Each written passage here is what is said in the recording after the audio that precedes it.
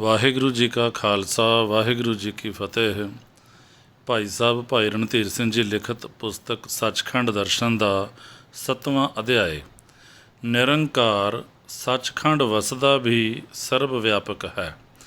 ਨਿਰੰਕਾਰ ਅਕਾਲ ਪੁਰਖ ਦਾ ਇੱਕ ਦੇਸੀ ਹੋਣਾ ਅਤੇ ਸਰਬ ਵਿਆਪਕ ਹੋਣਾ, ਸੱਚਖੰਡ ਵਾਸੀ ਹੁੰਦੇ ਹੋਏ ਪਾਰਬ੍ਰਹਮ ਨਿਰੰਕਾਰ ਦਾ ਸਰਬ ਨਿਵਾਸੀ ਹੋਣਾ, ਇਸ ਇਲਾਹੀ ਭੇਦ ਰਮਜ਼ ਨੂੰ ਨਿਰੰਕਾਰੀ ਲੋਕ ਸੱਚਖੰਡ ਦੀ ਗੰਮਤਾ ਵਾਲੇ ਭਗਤ ਜਨ ਹੀ ਜਾਣ ਲੱਗ ਸਕਦੇ ਹਨ। ਉਹ ਇਸ ਭੇਦ ਨੂੰ ਜਾਣਦੇ ਹੋਏ ਜਣਾਉਣ ਦੀ ਸਮਰੱਥਾ ਨਹੀਂ ਰੱਖਦੇ। ਸਰਬ ਵਿਆਪਕਤਾ ਦੇ ਮਸਲੇ ਦੀ ਕਿਆਸ ਕਿਆਫਾ ਮਾਤਰ ਮਾਕੂਲੀਅਤ ਦੇ ਕਾਇਲ ਅਕਸਰ ਅਕਲਈਏ ਫਲਸਫਾਦਾਨ ਇਸ ਗੱਲ ਤੋਂ ਮੁਨਕਰ ਹਨ ਕਿ ਕਰਤਾਰ ਸਿਰਜਣਹਾਰ ਦਾ ਕੋਈ ਖਾਸ ਇੱਕ ਦੇਸ਼ ਸੱਚਖੰਡ ਨਾਮੇ ਤਬਕਾ ਵੀ ਹੈ ਜਿੱਥੇ ਉਹ ਵਸਦਾ ਹੈ। ਸੱਚਖੰਡ ਵਾਸੀ ਹੋਣ ਕਰਕੇ ਉਹ ਆਖਦੇ ਹਨ ਕਿ ਨਿਰੰਕਾਰ ਸਰਬ ਵਿਆਪਕ ਪਰਮਾਤਮਾ ਇੱਕ ਦੇਸੀ ਹੋ ਗਿਆ। ਬਸ ਖਾਲਕ ਖਲਕ ਮਹਿ ਵਸਦਾ ਹੈ, ਕਾਦਰ ਕੁਦਰਤ ਦੀ ਰਚਨਾ ਵਿੱਚ ਹੀ ਵਿਆਪਿਆ ਅਤੇ ਸਮਾਇਆ ਹੋਇਆ ਹੈ। ਇਸ ਤੋਂ ਭਿੰਨ ਹੋਰ ਕਿਤੇ ਇੱਕ ਖਾਸ ਤਬਕੇ ਵਿੱਚ ਨਹੀਂ ਵਸਦਾ।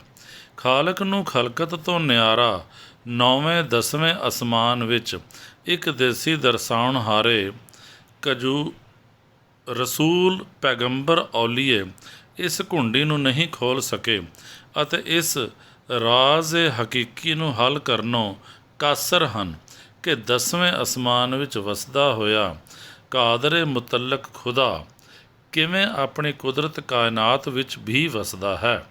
ਇਸ ਘੁੰਡੀ ਨੂੰ ਖੋਲ੍ਹਿਆ ਹੈ ਤਾਂ ਕੇਵਲ ਸਤਿਗੁਰੂ ਨਾਨਕ ਸਾਹਿਬ ਜੀ ਨੇ ਹੀ ਖੋਲ੍ਹਿਆ ਹੈ ਅਤੇ ਖੋਲ੍ਹ ਕੇ ਸਾਂਗੋ ਪਾਂਗ ਆਪਣੇ ਨਦਰ ਕਰਮੀ ਸਿੱਖਾਂ ਨੂੰ ਦਰਸਾ ਦਿੱਤਾ ਹੈ।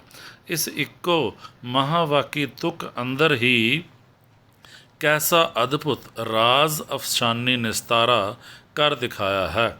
ਜਿਉਂ ਸੂਰਜ ਕਿਰਨ ਰਵਿਆ ਸਰਬ ਠਾਈ, ਸਭ ਘਟ ਘਟ ਰਾਮ ਰਵੀਜੈ।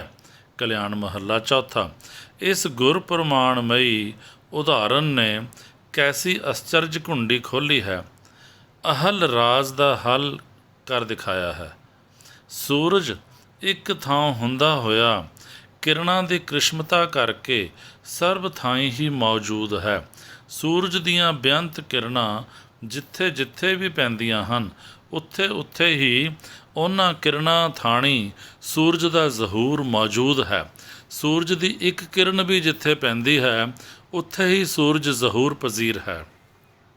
ਭਾਵੇਂ ਸੂਰਜ ਦੇ ਅਸਲੀ ਅਸਥਾਨ ਸਰੂਪ ਤੋਂ ਕਰੋੜਾਂ ਕੋਹਾਂ ਦੂਰ ਇਹ ਕਿਰਨ ਜਾ ਕੇ ਕਿਰਨਤ ਹੋਵੇ, ਪਰ ਇਸ ਕਿਰਨ ਦੁਆਰਾ ਤਿੱਥੇ ਹੀ ਸੂਰਜ ਜ਼ਹੂਰ ਪਜ਼ੀਰ ਹੈ। ਸਰਬ ਥਾਈਂ ਜਿੱਥੇ ਜਿੱਥੇ ਵੀ ਸੂਰਜ ਦੀਆਂ ਕਿਰਨਾਂ ਪਹੁੰਚਦੀਆਂ ਹਨ, ਤਿੱਥੇ ਤਿੱਥੇ ਇੱਕੋ ਸੂਰਜ ਜ਼ਹੂਰ ਪਜ਼ੀਰ ਹੈ। ਇੱਕ ਦੇਸੀ ਹੁੰਦਾ ਹੋਇਆ ਵੀ ਸਰਬ ਦੇਸੀ ਹੈ ਅਤੇ ਇਸੇ ਕਿਰਨ ਕ੍ਰਿਸ਼ਮ ਕਰਕੇ ਹੈ। ਇਸੇ ਪ੍ਰਕਾਰ ਰਮਤ ਰਾਮ ਵਾਹਿਗੁਰੂ ਅਕਾਲ ਪੁਰਖ ਪਾਰ ਬ੍ਰਹਮ ਨਿਰੰਕਾਰ ਜੋਤ ਕਿਰਨ ਪ੍ਰਕਾਸ਼ੀ ਹੋਣ ਕਰਕੇ ਸੱਚਖੰਡ ਵਾਸੀ ਹੁੰਦਾ ਹੋਇਆ ਵੀ ਘਟ ਘਟ ਵਾਸੀ ਸਰਬ ਨਿਵਾਸੀ ਹੈ। ਇਹ ਸੂਰਜ ਤਾਂ ਇਹਨਾਂ ਦ੍ਰਿਸ਼ਟਮਾਨ ਅੱਖੀਆਂ ਦੁਆਰਾ ਦੀਂਦਾ ਹੈ, ਪਰ ਉਹ ਸੂਰਜਾਂ ਦਾ ਸੂਰਜ ਦਿਵ ਦ੍ਰਿਸ਼ਟੇ ਲੋਇਣਾ ਨੂੰ ਨਜ਼ਰ ਆਉਂਦਾ ਹੈ। ਇਸ ਸੂਰਜ ਨੂੰ ਤਾਂ ਇਹ ਪੰਜ ਪੁੱਤਕ ਅੱਖੀਆਂ ਕੇਵਲ ਦਿਨ ਸਮੇਂ ਹੀ ਦੇਖ ਸਕਦੀਆਂ ਹਨ। ਉਸ ਸੂਰਜਾਂ ਸਿਰ ਸੱਚੇ ਸੂਰਜ ਨੂੰ ਸਤਿਗੁਰ ਮਿਲਿਆ ਦਿਵ ਦ੍ਰਿਸ਼ਟ ਹੋਈ ਦ੍ਰਿਸ਼ਟੀ ਦਿਨ ਰਹਿਣ ਹੀ ਦੇਖਦੀ ਹੈ। ਇਹ ਦ੍ਰਿਸ਼ਟਮਾਨ ਸੂਰਜ ਤਾਂ ਦਿਨੇ ਵੀ ਪੰਜ ਭੂਤਕ ਅੱਖੀਆਂ ਦੇ ਓਹਲੇ ਹੋ ਜਾਂਦਾ ਹੈ।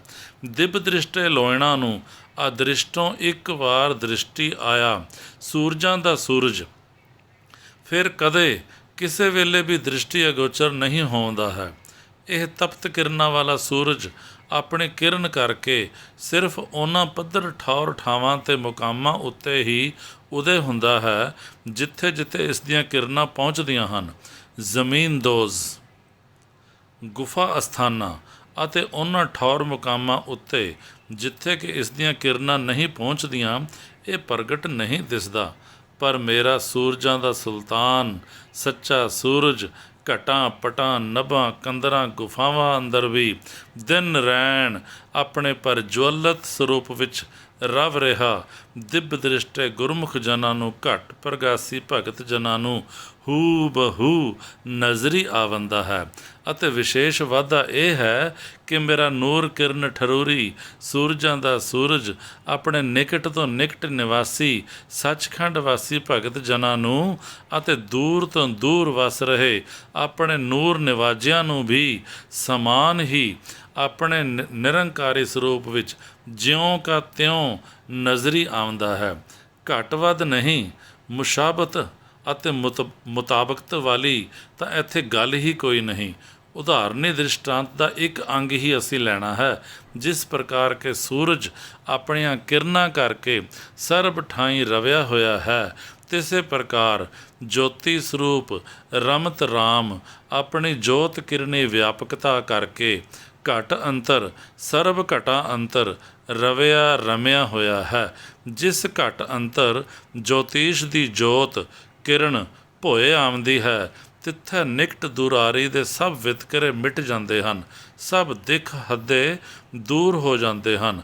ਉੱਥੇ ਪਾਰ ਸਾਜਨ ਅਪਾਰ ਪ੍ਰੀਤਮ ਪ੍ਰਤੱਖ ਹੀ ਸ਼ਬਦ ਸੁਰਤ ਈਸ਼ਰਾ ਨੂੰ ਪ੍ਰਗਟ ਪਹਾਰੇ ਜਾਪਦਾ ਹੈ। ਸ਼ਬਦ ਸੁਰਤ ਦਿਬ ਦਰਸਾਰ ਤੋਂ ਘੁੱਥੇ ਘੱਟ ਆਕਾਰਾਂ ਵਿਖੇ ਅੰਧਕਾਰ ਹੀ ਅੰਧਕਾਰ ਹੈ। ਨਾ ਉੱਥੇ ਨਿਰੰਕਾਰ ਦਾ ਜੋਤ ਚਮਤਕਾਰ ਹੈ ਅਤੇ ਨਾ ਹੀ ਨਿਰੰਕਾਰ ਦਾ ਸਰੂਪ ਹੀ ਪ੍ਰਕਾਸ਼ਿਤਕਾਰ ਹੈ। ਪਰ ਉਹਨਾਂ ਦੇ ਅੰਦਰ ਵੀ ਅਕਾਲ ਪੁਰਖ ਗੁਪਤ ਰੂਪ ਵਿੱਚ ਵਰਤ ਰਿਹਾ ਹੈ। ਸੱਚਖੰਡ ਵਸੈ ਨਿਰੰਕਾਰ ਦੀ ਮਾਹੀਅਤ ਦਾ ਉਹਨਾਂ ਨੂੰ ਕੀ ਯਕੀਨ ਆ ਸਕਣਾ ਹੈ। ਪਰ ਜਿਨ੍ਹਾਂ ਗੁਰਮੁਖ ਜਨਾਂ ਨੇ ਸੁੰਨ ਗੁਫਾ ਮੈਂ ਸਮਾਧ ਸਥਿਤ ਆਸਣ ਥਾਪਿਆ ਹੈ, ਤਿਨਾਂ ਨੂੰ ਪੂਰਨ ਪਾਰ ਬ੍ਰਹਮ ਦੇ ਦਰਸ਼ਨ, ਸੱਚਖੰਡੀ ਨਿਰੰਕਾਰ ਦੇ ਦਰਸ਼ਨ ਦਸਮ ਦੁਆਰ ਵਿਖੇ ਹੀ ਹੋ ਗਏ ਹਨ।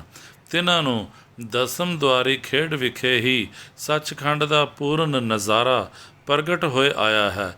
ਤਿਨਾਂ ਨੂੰ ਸੱਚਖੰਡ ਵਿਖੇ ਆਪਣੇ ਭਗਤਾਂ ਸੰਗ ਪ੍ਰਭੂ ਪਰਮਾਤਮਾ ਗੋਸ਼ਟ ਕਰਦਾ ਨਜ਼ਰ ਆਇਆ ਹੈ। ਸੁਨ ਸਮਾਧ ਗੁਫਾ ਤਹ ਆਸਨ ਕੇਵਲ ਬ੍ਰਹਮ ਪੂਰਨ ਤਹ ਬਾਸਨ ਭਗਤ ਸੰਗ ਪ੍ਰਭ ਗੋਸ਼ਟ ਕਰਤ ਤਹ ਹਰਖ ਨਾ ਸੋਗ ਨਾ ਜਨਮ ਨਾ ਮਰਤ। ਰਾਮਕਲੀ ਮਹੱਲਾ ਪੰਜਵਾਂ। ਵਾਹਿਗੁਰੂ ਜੀ ਕਾ ਖਾਲਸਾ, ਵਾਹਿਗੁਰੂ ਜੀ ਕੀ ਫਤਿਹ।